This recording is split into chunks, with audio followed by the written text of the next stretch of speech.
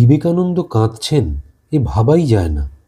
আত্মবিশ্বাসে ভরপুর স্বামীজিকে বীর সন্ন্যাসী হিসেবেই আমরা সবাই দেখে এসেছি, কিন্তু এহেন স্বামীজিও কেঁদেছিলেন।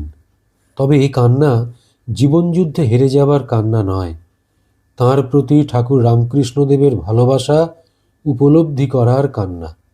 স্বামীজি নিজেই বলছেন, সংসারের প্রশংসা নিন্দায় এখন থেকে উদাসীন থাকতাম। সাধারণ মানুষের মতন অর্থ উপার্জন করে পরিবারবর্গের সেবা ও ভোগ সুখে কালযাপন করবার জন্যে আমার জন্ম হয়নি।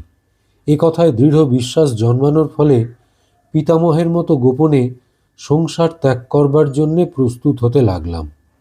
যাবার দিন স্থির হলে খবর পেলাম ঠাকুর ওই দিন কলকাতার এক ভক্তের বাড়িতে আসছেন। ভাবলাম ভালোই হলো, গুরুদর্শন করে চিরকালের মতো গৃহত্যাগ করব। ঠাকুরের সঙ্গে দেখা হওয়া মাত্র তিনি ধরে বসলেন, তোকে আজ আমার সাথে দক্ষিণেশ্বর যেতে হবে।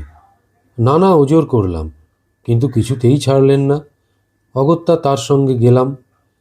গাড়িতে তার সাথে বিশেষ কোনো কথা হলো না। দক্ষিণেশ্বর পৌঁছে অন্য সকলের সঙ্গে কিছুক্ষণ তার ঘরের মধ্যে বসে আছি। এমন সময় ঠাকুরের ভাবাবেশ হলো।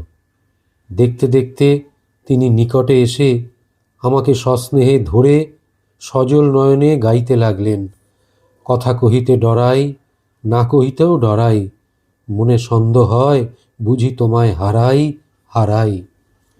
অন্তরের প্রবল ভাবরাশি এতক্ষণ সযত্নে আটকে রেখেছিলাম, আর বেগ সম্বরণ করতে পারলাম না।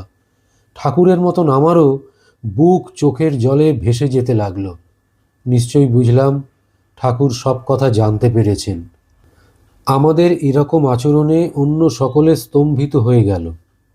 প্রকৃতিস্থ হবার পর কেউ কেউ ঠাকুরকে উহার কারণ জিজ্ঞেস করায় তিনি একটু হেসে বললেন, আমাদেরও একটা হয়ে গেল।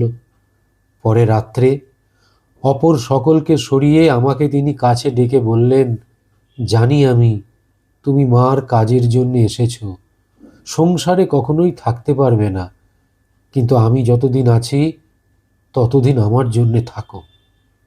জয় ঠাকুর, জয় স্বামীজি।